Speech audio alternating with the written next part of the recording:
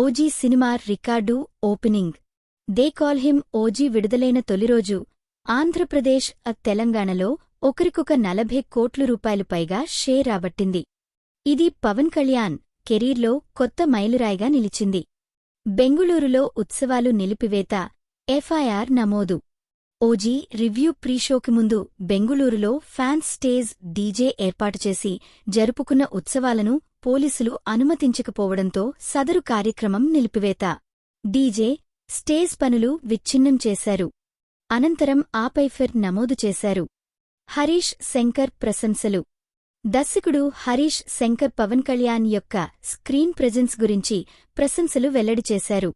లో ఆయన పాత్ర బియాండ్ స్టార్డమ్ అని పేర్కొన్నారు. పవన్ కళ్యాణ్ వ్యాఖ్య: నేను డిప్యూటీ సీఎం అనే విషయం మర్చిపోయా.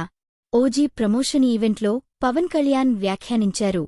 నేను డిప్యూటీ సీఎం ఉన్న సంగతి మర్చిపోయా అన్న వ్యాఖ్య తన పాత్రపై, రాజకీయ నిర్ణయాలపై సాందర్భంగా చెప్పినట్లు వార్తలు వచ్చాయి. ఓజీ సినిమాలోకి పారితోషికం సమాచారం. సెన్సార్ చేసిన నివేదికల ఆధారంగా ఆర్జనేయంగా దర్శకుడు సుజీత్కు 8 కోట్ల రూపాయలు, పవన్ కళ్యాణ్కు 80 కోట్ల రూపాయలు వేతనం ప్రకటించబడి వార్తలు వచ్చినట్లుంది. ప్లాస్టిక్ వాడకంపై ప్రచారం. Andhra Pradesh deputy ముఖ్యమంత్రిగాను Pawan Kalyan single use plastic వాడకాన్ని నిరోధించేందుకు ప్రజారంగ ప్రచారాన్ని ప్రారంభించాలని ప్రతిష్ఠించారు. పంచాయతీ విధానాల్లో సంస్కరణలు.